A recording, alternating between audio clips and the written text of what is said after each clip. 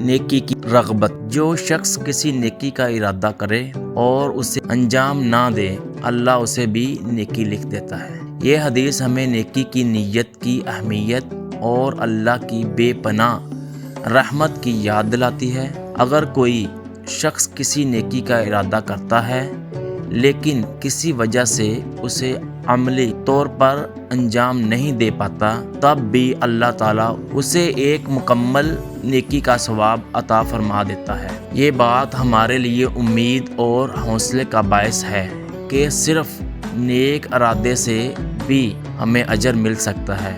البتہ جہاں ممکن ہو ہمیں اپنی نیک نیتوں کو عمل میں لانے کی بھی بھرپور کوشش کرنی چاہیے تاکہ ہم زیادہ سے زیادہ اجر و ثواب حاصل کر سکیں۔